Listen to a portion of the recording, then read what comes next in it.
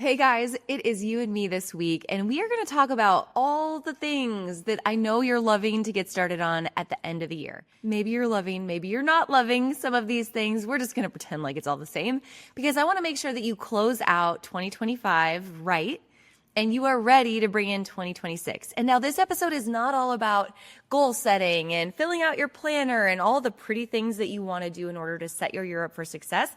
It's actually about the behind the scenes things that your business needs for you to get done properly so that you're in compliance, you're ready to file your taxes, your books are in order, and your operations of your business are ready to run sound inside of the new year. So we're going to go through, let me see here, 5 different areas of your business to make sure you're closing the year out strong and setting your new year up for success. Are you ready? All right.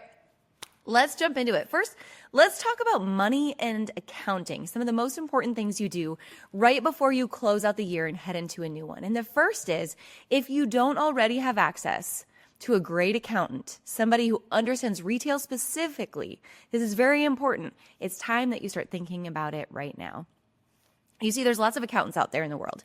There's lots of accountants who will tell you they know everything about small businesses and they specialize in small businesses. But retail businesses specifically that deal with inventory are a different type of business that not everyone is familiar with. And when you work with an accountant, it shouldn't just be someone you roll up right in, the beginning of April so that you can file by April 15th and get your taxes done. An accountant should be a strategic coach in your business. Somebody who could look at your business structure, how you're paying yourself, how you're paying your employees, how you're optimizing your QuickBooks account for cash flow and for tax purposes, and understanding what expenses should really fall in line and where. And specifically before the end of the year, your accountant should help you understand what is your potential tax liability and what you can do to minimize or maximize that at that time of year before the new year starts. So make sure you've got that meeting scheduled with your accountant. You're looking at what your tax liability is going to look like and what you need to do to set your bookkeeping up for success. Now, this might also fit directly in with making sure your mileage logs are filled out. So if you're somebody who's going to market and you're driving to the airport, or maybe you have a company vehicle and you're doing gas and not mileage, make sure you're having that conversation with your accountant as well, and you're maximizing the mileage deductions that you're allowed to take per the IRS. Now, here's another one. Making sure your receipts are timely, in order, categorized, because you need to keep those files for 7 years per the IRS. So we use an app here at the Boutique Hub called File, F-Y-L-E, and this app allows our entire team, because we're all remote, all of our employees as they're traveling, to simply take a picture with their phone, upload that receipt to the app, and then it goes directly to Jenny, who does our bookkeeping and our accounting. So make sure you've got a system or a process of yourself, your employees, whoever is going to be, managing, keeping the receipts in your business, you've got them all systematized and organized. All right, last thing I want to mention is making sure you're really following up in your QuickBooks account on all of your receivables and payables from the year.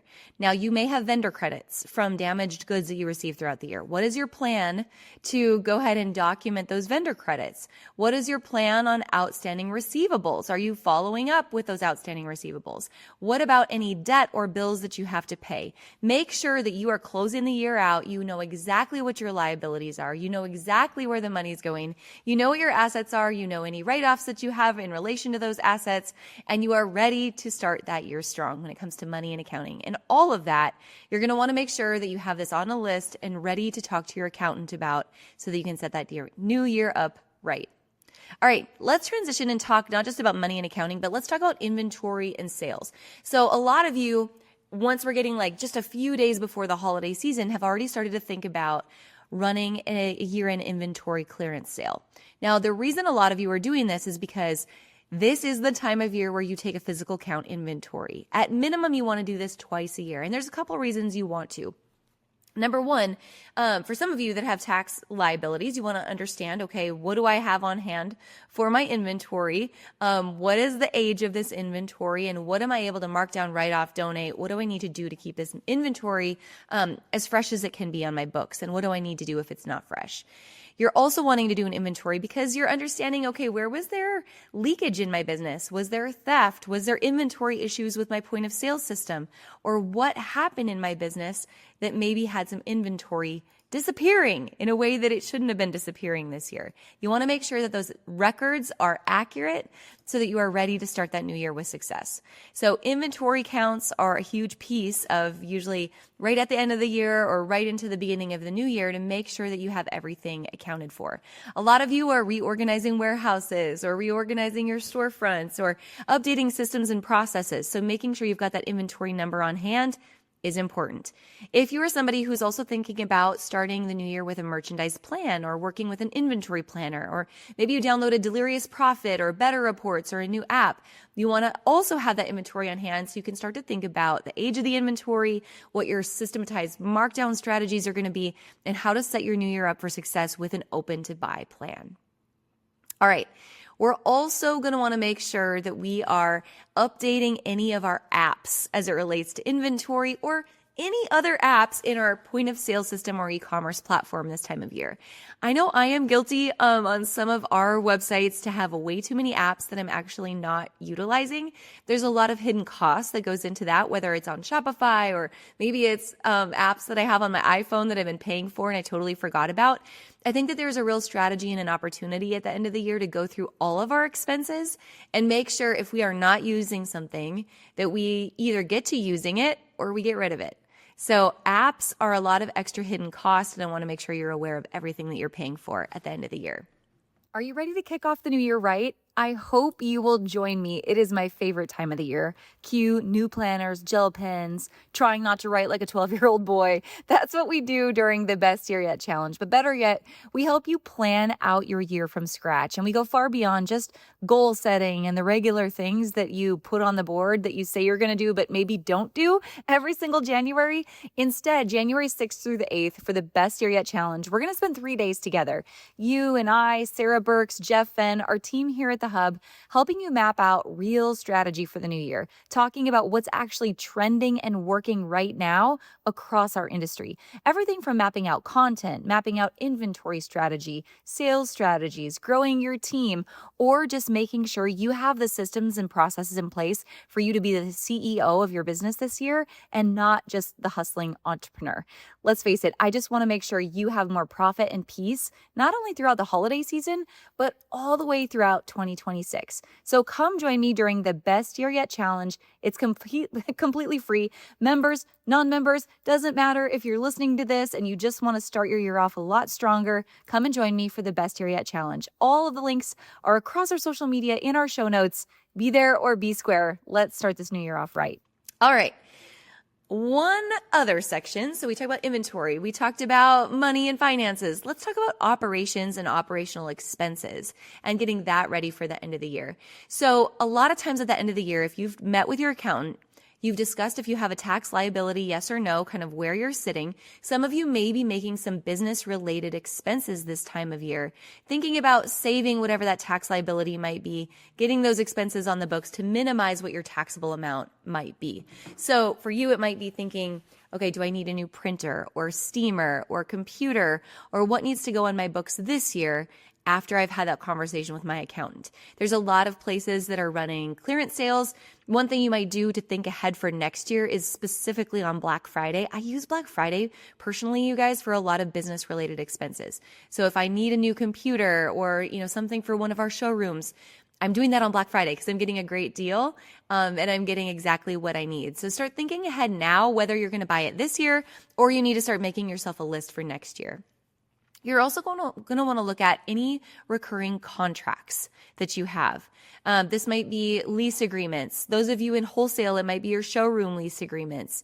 It might be some of your employment contracts or with your payroll staff if you're doing that outsourced right through a third party. Any type of subscriptions, contracts, any of those ongoing expenses that we mentioned, this is the time of year to review and to think about what needs to be renegotiated for the new year. All right. The next area I want to hit on is just goal setting and planning. And we're going to do so much of this, you guys, in the Best Year Yet Challenge. If you are joining us live or if you're going to be catching the replay, a lot of the Best Year Yet Challenge is going to be making sure we look backwards in order to look ahead. We're going to map out all of your systems, your processes, your goals for the year, your word for the year, your vision board for the year. We're going to talk about all of your inventory planning for the year, all of your marketing and what's happening with Andromeda and how to set yourself up for success as a content creator in the new year, because frankly, if you're a small business owner, you are now a content creator full-time. We're going to talk about all of those things, but a few things you could start on right now, whether you're on the Best Year Yet Challenge or not. I would want you to make a full list of, just in review, if you have a notebook or a Google Doc or a Trello board or your Boutique Boss planner, if this is what you're using to map out your year, go back and look at all those goals quarter by quarter, right? If you did the EOS system like we did, you had annual goals and then you had quarterly rocks. Go through those in review and make yourself notes on what worked and what didn't work and what you would do different getting ready for this new year. Get yourself some good notes in a place where you can remember, come back to. They're documented, because 12 months from now, you're going to want to look back on this. So what did you hit? What did you not hit? How do you want to plan different? And I think a really important factor of planning is not just, what did I accomplish or what did I not accomplish, but honestly, how'd you feel? Like, what resonated with you that you really focused in on this year and what didn't? And what are the things that you need to say no to this year in order to say yes to something else? That is a huge piece of this process.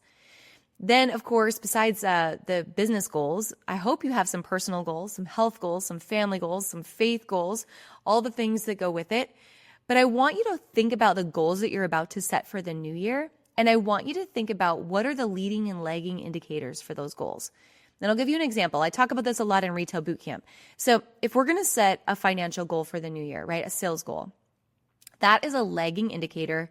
A sales goal is of what I did in my business a month ago, right? The actions I took a month ago are what set my sales up for success or failure. And then the sales goal itself is just a lagging indicator of telling me, like, did I hit it? Did I not? So for every goal that you set, I want you to think about, what is the leading indicator? What are the things that are going to help me accomplish this goal that I can measure in real time to make sure they're going to help me hit this goal? So the boutique traffic formula, you guys, I talk about this all the time. So hopefully you have access to it. There's a free download you can use at the hub. If you're in Retail Bootcamp, we literally talk about it weekly. But the boutique traffic formula asks yourself this question: what is my goal for this period of time divided by my average order value? And that gives me how many transactions I need. I then take how many transactions I need and divide that by my average conversion rate in store or online, just one or the other. And that tells me how much traffic I need. So now, in order to say, okay, this is my sales goal, I want to make $1 million. Now I can actually say, okay, well, how much traffic do I need on a daily basis in order to get there? Or what does my average order value need to be and be maintained at in order to get there? So now every single day I have a leading indicator that is going to help me get to the goal that's coming 12 months down the road. So it's kind of like goals and objectives, right? So for every goal that you're setting for yourself, getting to the gym, I want to get to the gym 3 times a week, right? In order to maintain my health goal. Well, that's great, but that's a lagging indicator. So the leading indicator of that would be, okay, did I schedule time in my family calendar? Did my husband and I coordinate our schedules so that I'm able to do that? Like, can he drop the kids off in the morning so that I can get to the gym? Did I get a gym membership? Like, is that ready? Did I have a habit, or do I have it in my calendar to set my gym clothes out the night before? Do I need to clear appointments or make sure my team knows I'm not going to be coming into the store for 30 minutes until after I get back from the gym? Like, what are the things you need to do in order to set yourself up for going to the gym versus just saying, I'm going to do it, but then you never actually scheduled any time for it?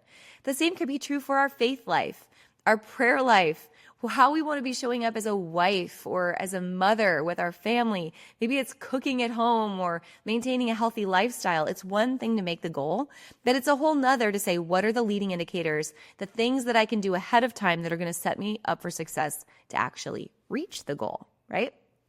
So think about that as you're planning your goals for the new year. So as I am setting up my new year and I'm looking at all of my marketing goals, right? My marketing goals are going to lead directly into that sales goal. If I want to make $1 million, I know I need this much traffic. Now I'm going to look at what does the marketing need to be in order to get me there? How much content do I need to create? On what channels am I going to create it? Because they're proven to be the most successful for me, right? Google Analytics tells me this is where my traffic is actually coming from. What are the sales or the events or the promotions or the launches or the collections, the things that performed great in the last year that I'm going to double down on, and that's what I'm going to work on this year. So again, leading indicators, these are the things I know that I can focus on, that I can get ready, get in place, that are all going to help me push to that big $1 million goal or whatever the sales goal is going to be for our business. So coming into best year yet, you guys, it would be super helpful if you thought about that. Yes, these are my goals, but these are the leading indicators in order to help me get there. All right. A couple of other last minute random things I want you to think about. We had talked about contracts a minute ago. And one contract you're probably going to be reviewing at this time of year is your insurance contracts. So making sure you've gone around and a few times a year you are videoing your space. You're taking photos of your space so that if anything ever happened to you, right? Like caught on fire, there was a flood, some other natural disaster, you have recent documented proof of what was in your space. So making sure that is something that's set up on your calendar. Making sure your employee reviews are set up on your calendar. These are things you can do this time of year, but you should have a recurring calendar invite for yourself. Making sure that you have some space on that calendar for your quarterly planning sessions. Again, it's great to sit down and do an annual planning, goal setting, all the things you're working on now. But the truth is every single quarter of the year, every 90 days, you've got to get back in there, review what's working, review what's not, and reset that direction and those goals for each quarter. They're going to help you get to those big overarching annual goals. And then I want you to think about who are you surrounding yourself with in the new year. Your mom probably said this. My mom definitely said this. And it was, you are who you surround yourself with. And so as you march forward into the new year, I want you to ask yourself that question one more time. Am I surrounding myself by people who are big thinkers, who are big dreamers, who are also going after big goals just like I am? Or are these people doubters? Are they gossipers? Are they negative? Are they actually holding me back from my goal without me actually knowing about it? So in the new year, I want you to make a list of who are the biggest growth-minded friends that you have, right? There's 3 types of friends. There's growth friends. There's maintenance friends, right? We maintain them. Sometimes it's family, but they aren't our closest people. And then there's old friends. And those are the ones that we need to let go of spending time with. So old friends, maintenance friends, growth friends. Who are my growth friends going to be in the new year that are going to help hold me accountable to be the best version of myself and help me achieve those goals? And you guys, if there is anything I can please ask you for in the new year, it is that I want to be your growth friend. I want to be your growth friend. I have gone through business for so many years, both in the community of amazing people, but there was also times throughout these many years where I felt very lonely or I didn't have the right support system around me. And so if there's anything I would love to be for you, it is that support system. And maybe that's just by you checking in on the podcast. And if I can pour into you 1 week at a time, I would love to do that. But more than the podcast, you guys, I would love to see you in person at the Boutique Summit or in any of our showrooms at Market, or especially inside of our membership at the Hub, where I hang out each and every day and our team goes live every single week. I want to be your growth friend. I want to surround you by the right type of people in community over competition and get you the latest strategies, you guys, to help you grow your business this year.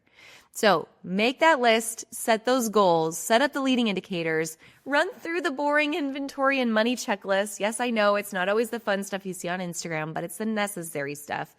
And remember, it's not always about the big goal or the big, shiny, amazing content we're putting out there on Instagram or the external validation that we get from social media in business, but it's often the systems and the processes and the quiet moments and the things that no one really talks about in business that are actually setting us up for the most success. They say that you don't rise to the level of your goals. You actually fall to the level of the processes that support them. So if there are no processes, if these things are not established, it's hard to reach those huge goals. All right? You guys, I am so pumped for you to march into this new year arm in arm together with us and our team here at the Boutique Hub. Thanks for listening to this short podcast today. I hope to see you on the Best Year Yet Challenge. And more than anything, I hope to see you inside of our community at the Boutique Hub anytime in the new year. I am wishing you all the best. Merry Christmas, Happy Holidays, Happy New Year. And thank you for trusting us with your business here at the Boutique Hub. All right, I will see you guys next week.